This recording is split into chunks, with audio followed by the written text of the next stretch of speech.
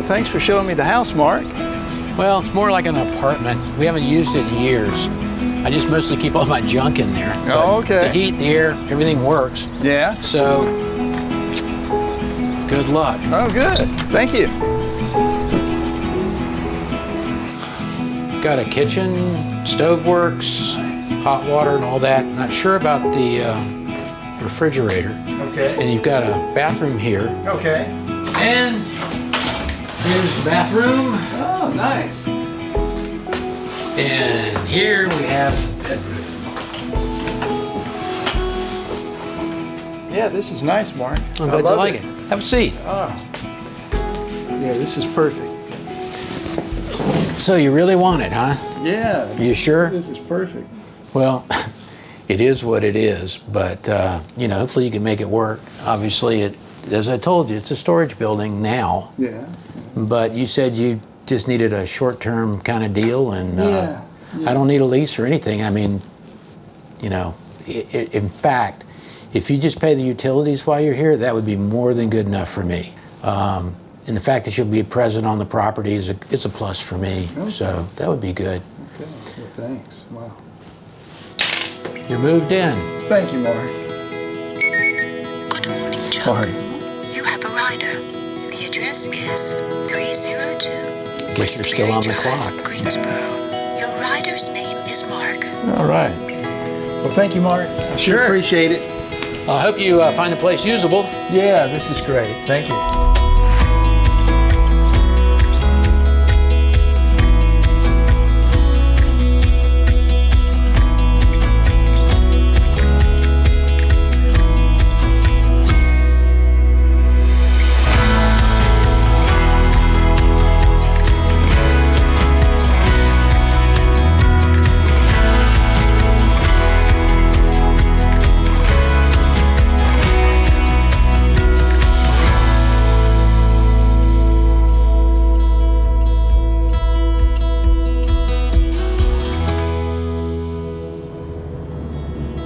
You never know what a day may bring, but one thing I have learned, everybody's got a story.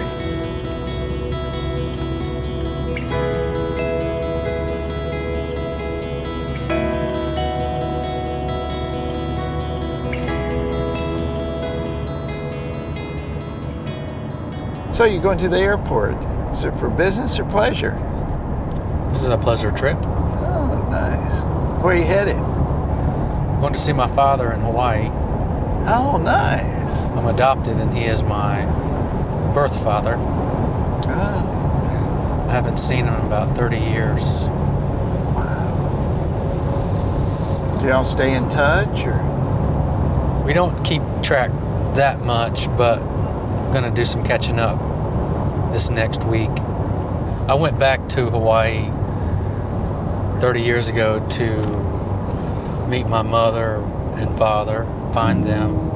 My plan was, my whole life is to find my heritage in Hawaii. I've always felt that I was missing out by living on the mainland, and I wanted to go back to Hawaii to start over. That's where I feel like I should have lived. So I got into a motorcycle accident in the early 90s, and after I healed up, I decided to buy a brand new motorcycle, stick it in a box, send it to Hawaii, and follow it over the next week, and ride off into the sunset to find my parents. Wow. I went there with a little packet of information my parents gave me that had the address of the adoption agency, and I sat down at a little desk and started to write letters to the adoption agency to get them to open up my records so that I could find my parents. And they were able to send a letter to my last known address where my grandmother still lived. And she opened it. It wasn't addressed to her, but she opened it and got the information out and forwarded the information to my uncle that I was looking for my father and my mother. And she took the envelope and sealed it back up and sent it on to my mother. So months later, I did finally get a call from my father that he wanted to meet me and everything was okay. And I met my father, and How was that? it was pretty neat to meet your father the first time. You know, I can imagine. it's confusing as well because now you have two fathers, the father that raised you and now that you have a biological father. You may not think about that, but it made life a little more confusing, especially at 22 years old. Have you always known you were adopted? Or? I have. My parents would tell me the story of how I was adopted, kind of like a bedtime story. When I was younger, I could either choose Snow White and the Seven Dwarfs, or I could choose the adoption story, and I choose the adoption story a lot. So I never met my mother. You've never met your birth mother? No, I never met my mother. Never have met my mother. She decided that she would rather not meet me Oh. and asked me not to track her down or any members of her family, including my two sisters.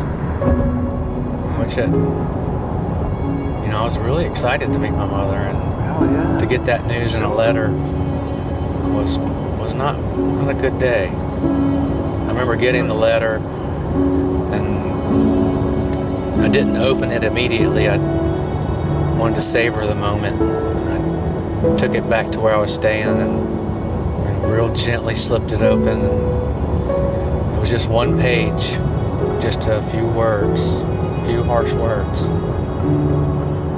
But later, my sisters did track me down. They were in Hawaii, and they were at Tuffy's house, my uncle's house, looking at photo albums, and my wife had sent pictures of me and my sons to him over the years, Christmas and things of that nature, so they could keep up. And my sister asked, "Who is this person?" And it was me and my son. Tuffy wouldn't answer because he was sworn to secrecy as well. And that's, 22 years of secrecy. Wasn't going to break easy with him. But the next morning over breakfast, he did tell them that that's your brother. And he has been on the island looking for you guys and has met his father. And he's moved off the island and lives in North Carolina now. And so through Facebook, she tracked me down. And it took a long time for her to, actually she never contacted me. Her husband contacted me because she was afraid to contact me. And then one day they drove from Oklahoma to Greensboro and stayed overnight. We visited and caught up a little bit. How was that? Talked about what's happened in life. We still keep contact. It was a good few days. Definitely a good few days. That was a happy time to meet my mother's side of the family too. Finally to meet somebody on that side. What kind of contact have you had with your mom? I've spoken to her on the phone, and for a short time we instant messaged each other occasionally about nothing in particular, just day-to-day activities, and still skirting what we both really want to talk about. I still wonder what happened, why it happened. Think you'll ever go see her? Maybe give her another chance? I have the option to meet her. I just haven't taken the steps to do it. Sometimes things are just best left alone. It may bring closure, for both of you. It could. never know what your mom might have been going through when you were born.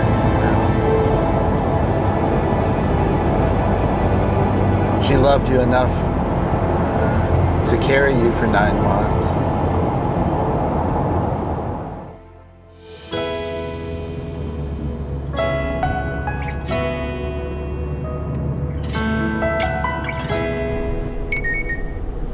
You have arrived at your destination. All right, Mark. Well, here we are. Thank you for the ride. Yeah, sure. Well, nice meeting you, man. Hope you have a good trip. Thank you. Nice to meet you too. Yeah. Appreciate the ride. Yeah, thank you. Containers must be placed in a one-quart size clear plastic zip-top bag. All right, Mark, I sure hope things go well with your dad. Thanks. I think I'm going to plan a trip to Oklahoma next. All right, sounds good. Take care. Zip-top bag. Only contains within It tells us in the scriptures that God's mercies are new every morning. It's a good thing when we can give others another chance. Dear Lord, please bless Mark and his birth mom. Thank you.